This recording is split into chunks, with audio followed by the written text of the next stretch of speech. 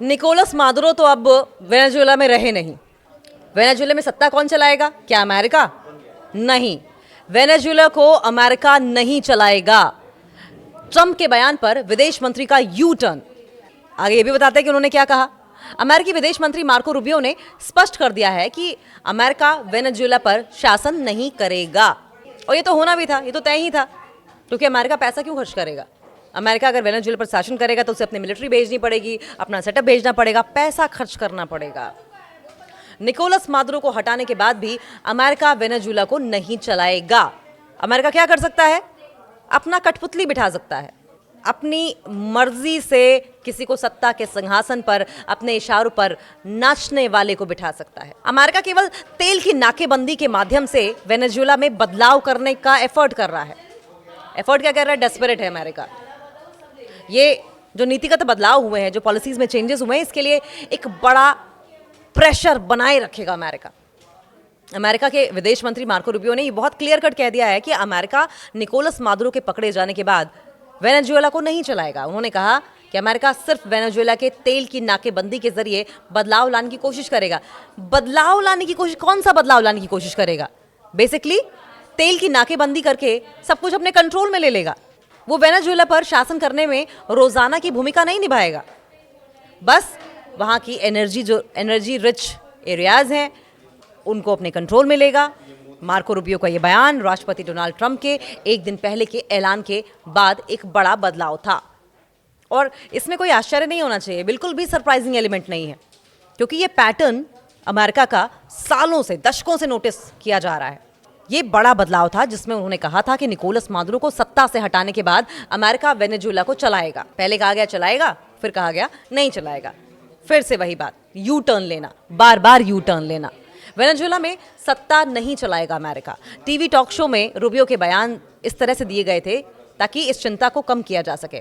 सत्ता परिवर्तन के लिए अमेरिका की जोरदार कार्रवाई से कहीं फिर से लंबा विदेशी दखल या फिर राष्ट्र निर्माण की नाकाम कोशिश ना हो जाए। ये बयान ट्रंप के उन बड़े लेकिन अस्पष्ट दावों के विपरीत थे कि अमेरिका कम से कम कुछ समय के लिए तेल से भरपूर वेनेजुएला को चलाएगा।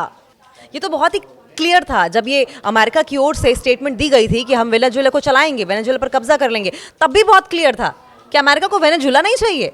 अमेरिका को तो वेनेजुएला के ऑयल रिसोर्स चाहिए, वो उस पर कब्जा करेगा। बाकी वेनेजुएला से उसे क्या मतलब? वहाँ की जनता मरती है तो मरे, वहाँ खाने को खाना ना हो, वहाँ पर पीने को पानी ना हो, अमेरिका को क्या मतलब है? अमेरिका को बहुत क्लियर है, अमेरिका उसे वहाँ के ऑयल रिसोर्सेज चाहिए।